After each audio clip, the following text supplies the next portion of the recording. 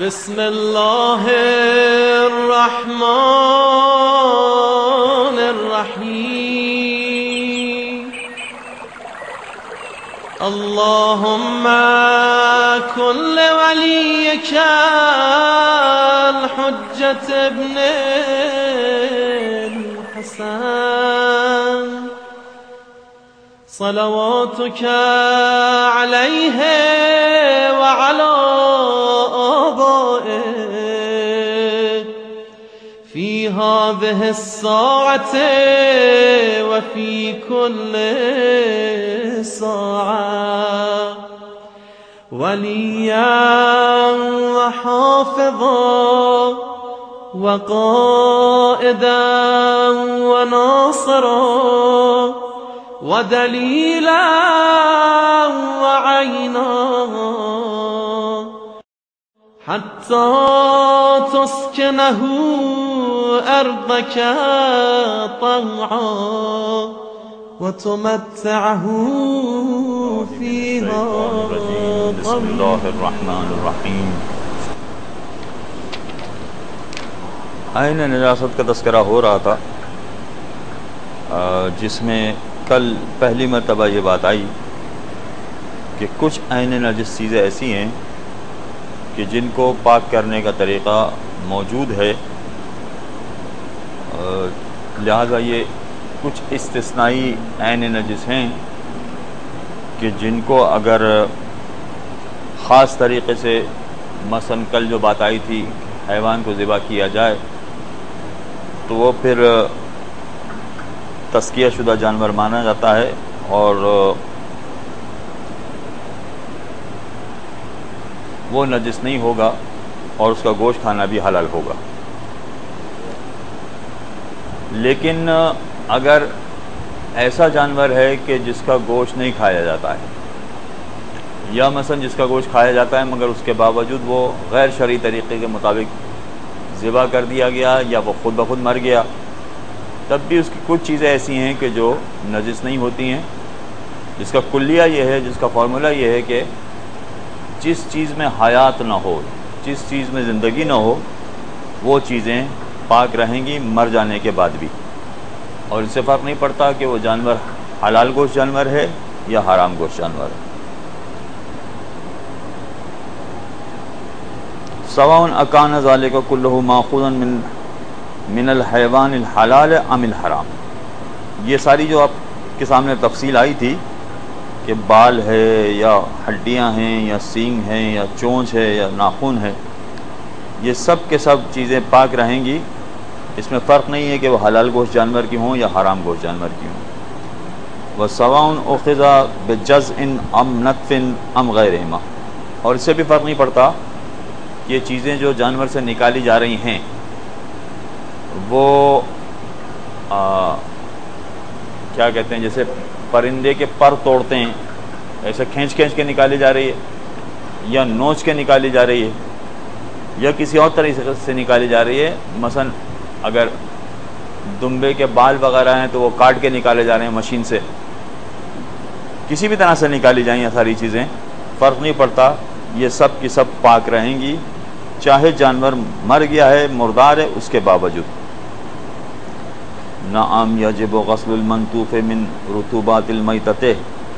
ہاں، اب وہ بات جو کل کسی نے پوچھی تھی کہ اگر ہم زخم کے چھلکے کو نکالتے ہیں تو زخم کا اوپر والا زخم کی پپڑی، وہ تو کہا تھا کہ یہ پاک ہے، جس طرح سے کہ ہاں وہ یاد آ گیا لفظ سکری کہتے ہیں اس کو، سکری. ڈینڈرف کو اردو زبان میں سکری کہتے ہیں، جو اب اردو جاننے والے ہیں ان کے ذہن میں بھی آ گیا ہوگا. لہذا یہ خشکی جو ہے یہ نجس نہیں ہے. اسی طرح سے دوسرے اجزاء جو جسم کے نکلتے رہتے ہیں وہ نجس نہیں ہے. تو پپڑی کے بارے میں آیا تھا کہ پپڑی بھی نجس نہیں ہے، وہ بھی پاک ہے. سوال کسی نے یہ کیا تھا کہ اگر پپڑی کو اس طرح سے اکھاڑا جائے کہ اکھاڑنے کے بعد دوبارہ اس میں سے خون نکلنے لگے اور پپڑی کے اندر بھی کچھ اجزاء آ جائیں، کھال کا کچھ جز آ جائے، تو پھر وہ نجس ہوگا یا نہیں؟ اب اس کا جواب یہاں پر آ رہا ہے کہ جی ہاں وہ نجس ہوگا. اگر آپ پپڑی کو اکھاڑتے ہیں اس کے ساتھ کھال کا کچھ جز بھی آ جاتا ہے جو تکلیف پہنچا رہا ہوتا ہے، وہ کھال نجس مانی جائے گی، وہ پاک نہیں مانی جائے گی۔ یا مثلا اس میں خون کا ذرہ آ گیا ہے تو خون تو ویسے ہی نجس ہوتا ہے۔ اسی طرح سے اگر جانور کے پر نکالے جا رہے ہیں یا نوچی جا رہے ہیں بال اس کے، اگر ان پروں کے ساتھ جانور کے حصے کا وہ جز یا کھال یا گوشت مثلا ساتھ آ جاتا ہے تو وہ تو بہرحال نجس ہوگا، اس لیے کہ یہ مرا ہوا جانور ہے، میت ہے، اور اس کے ساتھ یہ چیز اگر آ رہی ہے تو وہ بھی نجس ہوگی۔ پر اس کا پاک ہے، مگر اس کے ساتھ جو چیز اگر لگی ہوئی نکل رہی ہے وہ نجس مانی جائے گی۔ وَيُلْحَقُ بِالْمَذْكُورَاتِ الْأَنْفِحَةُ، اب یہ جو چیزیں بتائی گئی ہیں کہ جس میں حیات نہیں ہوتی ہے، جان نہیں ہوتی ہے، یہ ساری کی ساری چیزیں پاک ہیں، انہی کے ساتھ ملحق کیا جائے گا انفحہ۔ انفحہ کیا چیز ہوتی ہے؟ جب جانور دودھ دینے والا بن جاتا ہے تو دودھ دینے والے جانور کے شکم میں، ایکچوئل تو شکم نہیں کہیں گے، جہاں دودھ جمع ہوتا ہے وہ جگہ ہے، وہاں پر جمع ہوا دودھ اگر آپ اس کو کاٹیں، اس کو نکالیں تو جمع ہوا دودھ پنیر کی طرح وہ ملے گا آپ کو، پنیر کی طرح جمع ہوا دودھ، وہ بھی اگر اس طرح سے مرے ہوئے جانور سے نکالا گیا ہے تو وہ بھی پاک ہے، اس میں بھی کوئی حرج نہیں۔ وَكَذَلِكَ اللَّبَنُ فِي الزَّرْعِ وَلَا يَنْجُسُ بِمُلَاقَاتِ الزَّرْعِ النَّجِسِ۔ اچھا اب دیکھیں، اکثر ہم بیان کرتے رہتے ہیں یہاں پر کہ فقہ پڑھنے کے خاص اصول ہیں، جیسے ہر سبجیکٹ پڑھنے کے اصول ہوتے ہیں، میتھمیٹکس پڑھنے کا الگ اصول ہے، انگلش پڑھنے کا الگ اصول ہے، اردو پڑھنے کا الگ اصول ہے، ہر ایک کے اصول ایک جیسے نہیں ہیں۔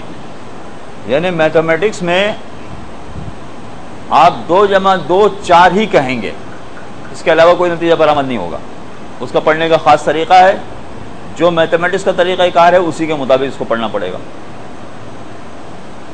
اسی طرح سے انگریزی پڑھنے کا طریقہ کار کیا ہے؟ جیسے انگریز اپنی زبان بولتے ہیں ویسے ہمیں بولنا پڑے گا۔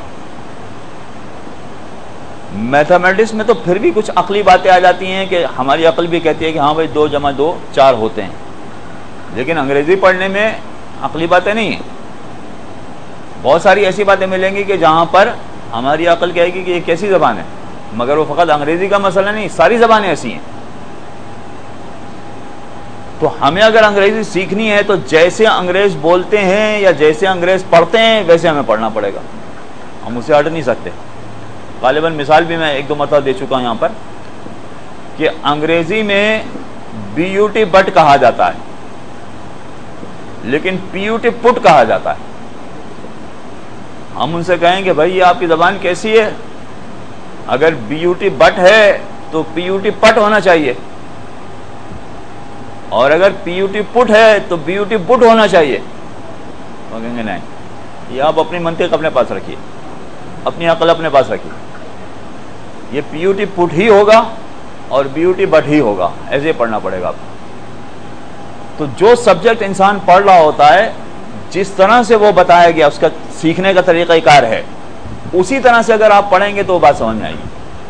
اب تک آپ نے یہ بات فقہ کے حوالے سے پڑھی کہ اگر کسی نجس چیز کو گیلی چیز لگ جائے تو گیلی چیز بھی نجس ہو جائے گی۔ اگر فرض کیجئے کہ زمین نجس ہے، آپ کا گیلا ہاتھ زمین پر لگ گیا، آپ کا ہاتھ بھی نجس ہو گیا۔ اب تک آپ نے یہ چیز پڑھی ہے نا کہ جہاں نجاست میں گیلی چیز لگ جائے، 2 میں سے ایک بھی اگر گیلی ہو تو وہ چیز بھی نجس ہو جائے گی۔ آپ کا ہاتھ نجس ہو جائے گا، کپڑا نیچے گرا گیلا تو کپڑا نجس ہو جائے گا، وہ جو پونچھا پھیر رہے ہیں پورے گھر پہ تو پونچھا نجس ہو جائے گا۔ اگر نجس چیز پر کوئی گیلی چیز لگ جائے تو وہ نجس ہو جاتی ہے۔ اب تک آپ نے یہ پڑھا ہے، مگر دیکھیے یہ والا اصول یہاں ٹوٹ جاتا ہے۔ وہ کیا ہے کہ جانور مر گیا ہے، لہذا جانور تو مردار ہے، جانور مردار ہے، مگر جانور کے تھن میں اگر دودھ رہ گیا ہے تو دودھ تو گیلی چیز ہے نا، وہ دودھ اگر آپ نکالیں گے تو دودھ پاک ہے۔ جانور پورا نجس ہے، مگر اس کے تھن میں جو دودھ رہ گیا ہے وہ مرے ہوئے جانور کے تھن سے اگر آپ دودھ نکال لیں تو دودھ پاک ہے، کہتے ہیں دودھ نجس نہیں کہلائے گا۔ تو یاد رکھیے کہ باوجود اس کے کہ اصول اب تک یہی سمجھایا گیا ہے کہ نجس چیز کو اگر کوئی گیلی چیز لگ جائے تو وہ نجس ہو جاتی ہے، مگر کہیں کہیں یہ اصول بھی ٹوٹ جاتا ہے، جیسے یہاں پر یہ بتا رہے ہیں کہ یہ اصول ٹوٹ جائے گا۔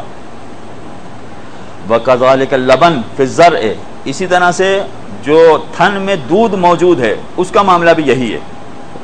وَلَا يَنْجُسُ بِمُلَاقَاتِ الزَّرْعِ النَّجِسِ، کہتے ہیں یہ نجس نہیں ہوگا، دودھ نجس نہیں ہوگا، اگرچہ تھن مردار کے ہیں اس وجہ سے تھن نجس ہیں، مگر اس کے باوجود، اس سے ٹچ ہونے کے باوجود، ملاقات ہونے کے باوجود یہ نجس نہیں مانا جائے گا، دودھ پاک رہے گا۔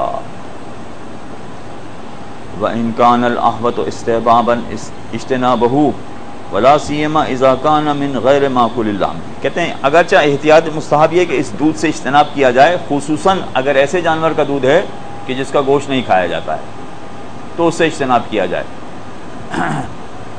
مثلاً ہتھنی کا دودھ ہے، مثلاً اس کا گوشت نہیں کھایا جاتا، مگر یہ دودھ بہت سارے بیماریوں کے لیے علاج ہو سکتا ہے، تو علاج کے طور پر استعمال کرنا چاہیں تو عام طور پر کرتے بھی ہیں، کر سکتے ہیں، مگر اب نہیں کر سکتے۔ اب نہیں کر سکتے کا مطلب کیا ہوا کہ اگر اس دودھ میں ہمارا نجس ہاتھ لگ گیا تو دودھ نجس ہو جائے گا، پھر ہم کھانے کے لیے استعمال نہیں کر سکتے۔ اس کو دوا کے طور پر لگانے کے لیے تو استعمال کر سکتے ہیں، مگر کھانے کے لیے استعمال نہیں۔ لیکن اگر فرض کیجیے کہ ہتھنی مر جائے اور اس میں سے ہم دودھ نکال لیں تو یہ دودھ نجس نہیں ہوگا، یہ دودھ پاک سمجھائے گا، البتہ احتیاط مستحب یہ کہ اس سے پرہیز کیا جائے۔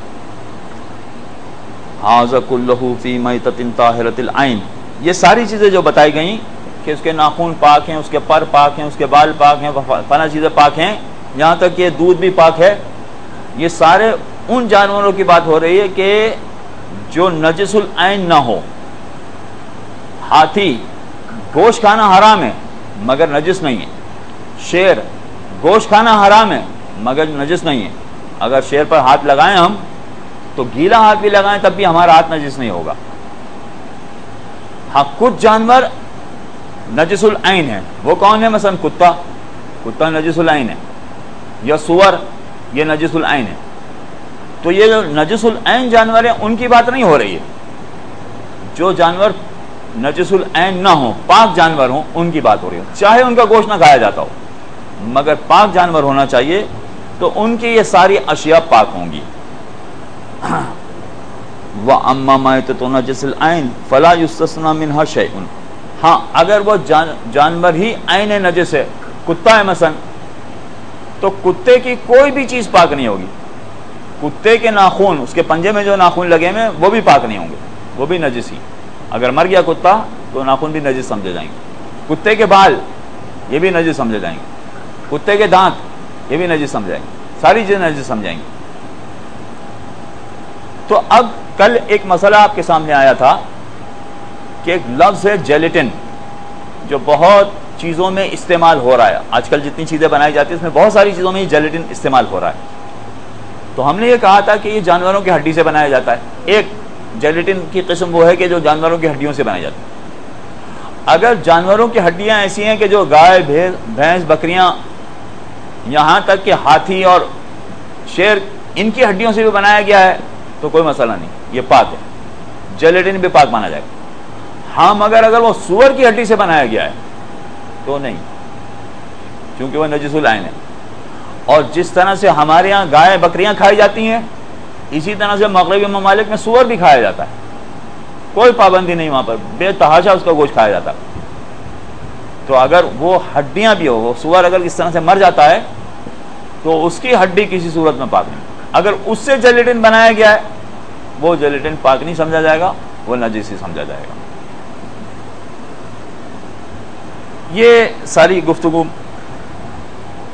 ان چیزوں کے بارے میں تھی کہ جو جانور میں حیات نہ رکھنے والی چیزیں ہوں۔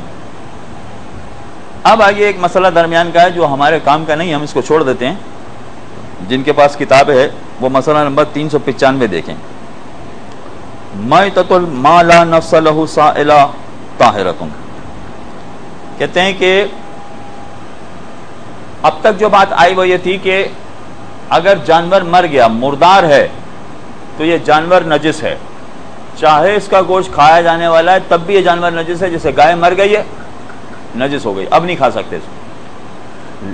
وجہ اس کی ہے کہ جس جانور کو ذبح کیا جائے اس کا خون اچھل کر نکلتا ہو، اگر وہ مر جائے تو وہ نجس ہے. لیکن اگر ایسا جانور ہے کہ اس کا خون اچھل کر نہیں نکلتا ہے اور وہ مر جائے تو پھر تو کہتے ہیں کہ نہیں، اس کا مردار نجس نہیں ہے. اور اسی وجہ سے اگر دودھ میں مکھیاں مر جائیں تو مکھی نجس نہیں ہوگی. مکھی نجس نہ ہونے کی وجہ سے دودھ بھی نجس نہیں ہوگا. لہذا اگر آپ دودھ میں سے مکھیوں کو نکال دیں، آج کل تو بڑی احتیاط کر رہے ہیں دودھ والے، کوئی ایک چیز گرنے نہیں دیتے ہیں، لیکن اب بھی دیہات میں آپ جائیں تو یہی چیز ہوتی ہے کہ مکھیاں اس میں گر جاتی ہیں. دودھ میں مکھیاں گری ہوتی ہیں. اور جو دیہات میں جانے کا اتفاق ہوتا ہے، کبھی کبھار ایسا ہوتا ہے کہ وہ چائے لے کر آ رہا ہوتا ہے، چائے میں بھی مکھی گری ہوتی ہے، تو آپ کی چائے نجس نہیں ہوئی ہے، اب وہ مکھی نکال لیجئے، چائے پی لیجئے، کوئی بات نہیں، پی سکتے ہیں، کوئی حرج نہیں اگر آپ پینا چاہیں تو. یہ اس لیے بھی کہہ رہے ہیں، شاید ہم نے پہلے بھی یہاں پر بیان کیا تھا لیکن بہت پرانی بات ہے کہ جب پہلی مرتبہ حج پر جانے کا اتفاق ہوا تھا ہمارا، تو اس وقت ایک ایسے صاحب سے ملاقات ہوئی تھی ہماری کہ جنہوں نے 52 حج کیے تھے. 52. اچھا، ان کی عمر قریب 80 سال کی عمر ہوگی. 52 حج کیے تھے. تو ہم لوگ سفر کر رہے تھے بس میں مدینہ سے مکہ.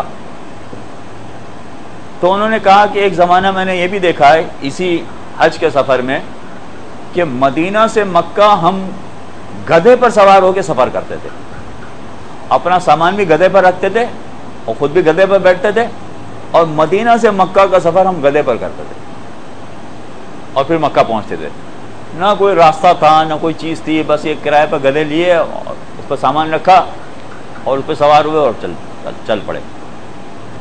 اچھا، آج بھی مدینہ سے مکہ کا سفر 8 گھنٹے کا ہے. تو یوں سمجھ لیجیے جیسے کراچی سے کوئٹہ کا فاصلہ ہوتا ہے، کتنا فاصلہ ہو گیا؟ اتنا فاصلہ ہے مکہ مدینہ کے درمیان. اس زمانے کے اعتبار سے 6 دن 7 دن لگ جاتا، ہفتہ لگ جاتا تھا مدینہ سے مکہ پہنچنے میں. مدینہ سے مکہ عام طور پر لوگ کیوں آتے تھے؟ اس لیے کہ مدینہ میں میقات ہے، وہاں میقات سے احرام باندھ کے پھر وہ مکہ کے لیے سفر کرتے تھے، حج کا سفر. تو کہتے ہیں کہ جب ہم اس زمانے میں جب مکہ آتے تھے تو یہ بڑے بڑے ہوٹل کچھ بھی نہیں تھے، وہ قہوہ خانے ہوتے تھے، قہوہ خانے. اچھا، آپ لوگوں کا کبھی اگر جانے کا اتفاق ہوا کسی بھی عرب ملک میں، بڑی شدید گرمی ہوتی وہاں پر، بہت گرمیوں میں بڑی شدید گرمی پڑتی. کہتے قہوہ خانے میں ہم بیٹھتے تھے، ہم سے کہتے تھے بھائی قہوہ لے آؤ، یا مثلا ان سے بولتے تھے دودھ والی چائے لے آؤ، تو چائے لے آتا تھا. کہتے ہیں وہ چائے کا کپ وہاں سے اٹھاتا تھا اور ہمارے ٹیبل تک آتا تھا. جب وہ چائے کا کپ وہاں سے اٹھاتا تھا اور وہاں سے لے کے ٹیبل تک جب پہنچتا تھا تو اس کپ میں اتنی مکھیاں گر چکی ہوتی تھیں کہ وہ مکھیاں تیرے ہوئی. وہ ساری مکھیاں نکالیں اور اس کے بعد چائے پئیں. وہ زمانہ تھا کہتے ہیں ان عربوں کا. اچھا، اس زمانے میں پاکستان بہت ترقی یافتہ تھا. یہ آپ لوگوں کو اس لیے بھی بتا رہے ہیں کہ یہ ہمارے حکمرانوں کی کم بختی ہے، یہ ہمارے حکمرانوں کی ظلم و ستم ظریفی ہے کہ جو ملک ان عربوں سے اتنا آگے تھا کسی زمانے میں، آج وہ عرب ہم سے اتنا آگے نکل گئے کہ ہمارے لوگ وہاں کام کرنے کے لیے بھاگے جا رہے ہیں، مارے پھر رہے ہیں کہ ہمیں وہاں کام مل جائے. یہ یاد رکھیے کہ جب تک کسی بھی ملک کا حکمراں صحیح نہ ہو وہ ملک کبھی ترقی نہیں کر سکے گا، ناممکن بات ہے. تو اس سے ایک بات اور بھی سمجھ میں آتی ہے کہ رسول کی اس حدیث کا وزن پتہ چلتا ہے ہمیں، اس کا معیار و پیمانہ پتہ چلتا ہے کہ جب اللہ کے رسول نے کہا تھا کہ من کنت مولا فہذا علی مولا، اس کا وزن پتہ چلتا ہے کہ جب تک حکمراں صحیح نہ ہو اس وقت تک کوئی ترقی نہیں کر سکتا. لہذا مسلمانوں کا حال بھی یہی ہوا تو اب وہ سارے جانور کہ جن کو اگر آپ کاٹیں تو ان کا خون اچھل کر نہیں نکلے گا، وہ مر بھی جائیں تو وہ پاک ہوتے ہیں، لہذا اگر وہ کسی چیز میں گر جاتے ہیں تو کوئی حرج نہیں ہے۔ میتۃ ما لا نفس لہ سائلہ طاہرۃ، اس جانور کی میت یا مردار کہ جس کا خون اچھل کر نہیں نکلتا ہے وہ پاک ہوگا۔ اب مثالیں دے رہے ہیں، کل وزغ والعقرب والسمک ومنہ الخفاش علی ما ثبت بالاختبار، جس طرح سے چپکلی ہے، مثلا چپکلی کے بارے میں یہ ہے کہ اس کا خون اچھل کر نہیں نکلتا، تو اگر چپکلی مر گئی ہے، چپکلیاں گھروں میں بہت ہوتی ہیں، کھانا پکا رہے تھے، وہ فرسٹ کلاس قسم کا بروسٹ یا روسٹ تیار ہو گیا، اوپر سے چپکلی گر گئی اس کے اندر، اور چپکلی گر کے مر گئی، اس میں وہ ابلتا ہوا سالن جو ہے اس میں گرنے کے بعد بچنے کا تو چانس ہی نہیں، وہ گر کے مر گئی ہے، اس کی وجہ سے سالن نجس نہیں ہوگا، اگر چاہے مر گئے پھر بھی سالن نجس نہیں ہوگا۔ اب یہ الگ بات ہے، آپ نہ کھانا چاہیں نہ کھائیں، لیکن بہرحال یہ نجس نہیں ہے۔ اور یہی مسئلہ گھریلو مثال کے طور پر جو انہوں نے نہیں دی، ایک مثال ہم بھی دے سکتے ہیں، مثلا کہ جو کھانا پکا رہے تھے، مثلا اس میں کاکروچ مر گیا، تو یہ کاکروچ تو آپ یہ جو بڑے بڑے ریسٹورینٹ ہیں اس میں بھی بہت دیکھیں گے، آپ نے فرسٹ کلاس ان کا برگر خریدا ہوگا، اسی میں کاکروچ نکل آیا۔ اور کبھی کبھی ایسا ہوتا ہے کہ ڈبل روٹی کو کاٹیں، ویسے تو اگر آپ ڈبل روٹی کو ویسے ہی کسی چیز میں بھگوتے ہیں پتہ نہیں چلے گا، مگر کاٹے کہیں تو کبھی کبھی وہ کاکروچ نکلا ہوتا ہے اس میں، ڈبل روٹی کے اندر ہی کاکروچ ہوتا ہے، اس کی وجہ سے ڈبل روٹی نجس نہیں ہوگی، آپ وہ اس کو اتنا ٹکڑا نکال کے پھینک دیجیے، باقی ڈبل روٹی آپ کھا سکتے ہیں، کوئی نہیں۔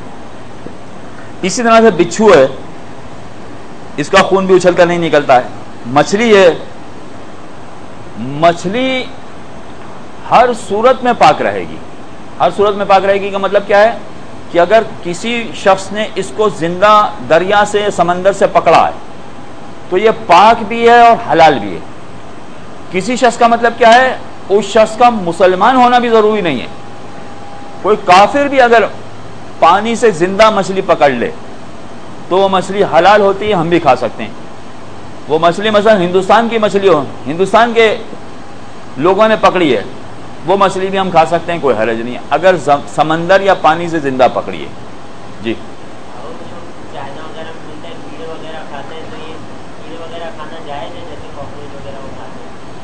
سوال ان کا یہ ہے کہ کاکروچ کھانا جائز ہے کہ جائز نہیں ہے؟ کاکروچ کھانا جائز نہیں ہے، ہم اس کا منع نہیں کر رہے ہیں۔ دیکھیے، جب کسی چیز کے بارے میں کہا جاتا ہے کہ یہ نجس نہیں ہے، پاک ہے، اس کا ہرگز یہ مطلب یہ نہیں ہے کہ کھانا بھی جائز ہے۔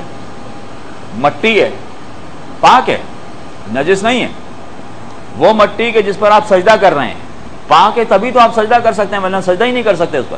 یہ مٹی پاک ہے، مگر اس مٹی کو آپ کھانا چاہیں تو کھا نہیں سکتے، کھانے کی اجازت نہیں۔ تو کاکروچ اگر گر کے مر گیا ہے تو کاکروچ پاک ہے، مگر مرا ہوا کاکروچ آپ کھانا چاہیں تو چائنا والے کھاتے ہیں، تو اس کا مطلب یہ نہیں کہ ہم بھی کھا سکتے ہیں، نہیں، ہم نہیں کھا سکتے۔ اچھا، اسی طرح سے مچھلی کی مثال پیش کر رہے تھے ہم، تو مچھلی اگر مسلمان پکڑے تب بھی، اور اگر کوئی کافر پکڑے تب بھی، زندہ اگر سمندر سے پکڑی ہے اس نے مچھلی تو مچھلی حلال سمجھی جائے کہ اس کو مچھلی کو کھانا جائز ہے، بشرطے کہ چھلکے والی ہو، جو ہماری شرائط میں سے ایک شرط ہے۔ لیکن اگر مچھلی سمندر کے اندر خود بخود مر گئی، کسی وجہ سے بھی مر گئی، سمندر کے اندر ہی مر گئی، ایک تو یہ ہوا کہ مچھلی باہر نکلی، آپ نے زندہ پکڑ لی، زندہ پکڑنے کے بعد ایک طرف رکھ دی، پھر مثلا وہ تھیلا نیچے گر گیا سمندر میں، اور وہ سمندر میں مری ہوئی مچھلی تیر رہی ہے، وہ حرام نہیں ہے، کیونکہ آپ نے اس کو زندہ پکڑا ہے، زندہ پکڑنے کے بعد یہ مری ہے تو یہ مچھلی حلال ہوگی، پھر دوبارہ چاہے سمندر میں گر گئی ہو، کوئی حرج نہیں، آپ اس کو نکال لیجیے، کھانا جائے گا۔ ہم اگر سمندر ہی میں مچھلی مر گئی اور پھر اس کو باہر نکال دیا گیا، یہ مچھلی کھانا حرام ہے، اب یہ نہیں کھا سکتے، لیکن اس کے باوجود یہ مچھلی پاک ہے، وجہ کیا ہے؟ اس لیے کہ جب اس کو کاٹا جائے تو اس کا گوشت بھی، اس کا خون بھی اچھل کے نہیں نکلتا ہے، لہذا مچھلی چاہے زندہ پکڑی جائے یا مردہ، مچھلی ہمیشہ پاک رہتی ہے۔ وَمِنْهُ الْخُفَاشِ، اور اسی میں ایک مثال پیش کر رہے ہیں کہ جو تحقیق کی ہے اس کے مطابق یہ بتا رہے ہیں، جو تحقیق کی گئی ہے اس کے مطابق یہ ہے کہ وہ بار بار بھول جاتے ہیں، ہم آپ سے ہی پوچھنا پڑے گا، وہ رات کو اڑنے والا پرندہ کیا کہتے ہیں اس کو؟ ہاں، چمگادڑ۔ چمگادڑ، یہ 2 دن پہلے بھی بھول گئے تھے ہم۔ یہ چمگادڑ جو ہے یہ کہتے ہیں کہ یہ بھی اگر مر جائے تو یہ بھی نجس نہیں ہے، کہتے ہیں کہ تحقیق کے مطابق اس کا گوشت بھی، اس کا خون بھی اچھل کر نہیں نکلتا ہے۔ اور اسی کو دیکھ کے ہم نے چوہے کے بارے میں کہا تھا، ہمیں نہیں معلوم ہے، ہو سکتا ہے کہ چوہے کو کاٹا جائے تو اس کا خون اچھل کے نکلتا ہو، انہوں نے لکھا نہیں ہے، اس سے ایسا ہی لگ رہا ہے کہ شاید اس کا خون اچھل کے نکلنے والے جانوروں میں شامل ہو۔ تو چوہا اگر مٹکے میں گر گیا تو پانی نجس سمجھنا پڑے گا، پھر پانی پاک نہیں سمجھیں گے۔ وَقَضَى مَيْتَةٌ مَا يُشَكُّ فِي أَنَّ لَهُ نَفْسًا سَائِلَةً أَمْ لَا، اور اسی طرح سے وہ سارے جانور جن کے بارے میں شک ہو کہ اس کا خون اچھل کر نکلتا ہے کہ نہیں نکلتا ہے، اگر شک ہے تو ان سارے جانوروں کو بھی پاک سمجھیں گے، یعنی ان کا مردار بھی پاک سمجھا جائے گا۔ تو اب سمندری مثالوں میں تو مچھلی پاک ہے، جھینگا پاک ہے، اس لیے کہ اس کا خون بھی اچھل کے نہیں نکلتا ہے۔ مینڈک ہے مثلا، وہ پاک ہے، اس کا خون بھی اچھل کے نہیں نکلتا۔ یہ سارے جانور ایسے ہیں جن میں کوئی قباحت نہیں۔ لیکن اس کے علاوہ بھی اگر کوئی ایسا جانور ہو کہ جس کے بارے میں شک ہو جائے کہ اس کا خون اچھل کے نکلتا ہے کہ نہیں نکلتا، تو اس کی مردار کو بھی پاک سمجھا جائے گا۔ آخری بات اس حوالے کی جو ہم پہلے بتا چکے ہیں، مردار کسے کہیں گے؟ دیکھیے، جب آپ کسی جانور کو ذبح کرتے ہیں تو ذبح کرنے کے بعد وہ بھی مر جاتا ہے، مر تو وہ بھی گیا، مگر اس کے باوجود اس کو شرعی اعتبار سے مردار نہیں کہیں گے، شرعی اعتبار سے اس کو مزکا کہیں گے۔ جس جانور کو شرعی طریقے کے مطابق ذبح کیا گیا ہے، وہ 6-7 شرطیں ہوتی ہیں، وہ عام طور پر بقرعید کے زمانے میں ہم پڑھاتے ہیں، تو جانور کو ذبح کرنے کے لیے 6-7 شرطیں ہوتی ہیں، ان شرطوں کے مطابق اگر ذبح کیا گیا ہے تو یہ جانور مزکا یعنی تزکیہ شدہ جانور سمجھا جائے گا، اس جانور کا گوشت ہم کھا سکتے ہیں۔ تو مردار سے مراد وہ جانور ہے کہ جو غیر شرعی طریقے پر ذبح کر دیا گیا ہو یا وہ خود بخود مر گیا ہو، ایسا جانور مردار کہلائے گا۔ غیر شرعی طریقے کا مطلب یہ ہوا کہ ذبح چاہے اس کو قبلہ رکھ کے کیا گیا ہے، ذبح کرنے والے نے بسم اللہ بھی پڑھا ہے، ذبح کرنے والے نے سر پہ ٹوپی بھی پہنی ہوئی ہے اور چھری چلاتے وقت اللہ اکبر بسم اللہ بھی کہہ رہا ہے وہ، مگر اس کے باوجود اگر یہ ذبح کرنے والا کافر ہے تو یہ جانور حلال نہیں ہوگا، یہ حرام جانور کہلائے گا۔ یہ اس لیے کہنا پڑ رہا ہے کہ مسلمان ملکوں میں، بہت سارے مسلمان ملکوں میں کئی کافر ممالک کا بہت سارا گوشت آتا ہے، جیسے آسٹریلیا کا گوشت بہت سارے مسلمان ملکوں میں جاتا ہے، برازیل کا گوشت بہت سارے مسلمان ممالک میں جاتا ہے۔ یہ دونوں ملک کافر ہیں، بڑے بڑے ملک ہیں دونوں بہت، مگر کافر ممالک ہیں۔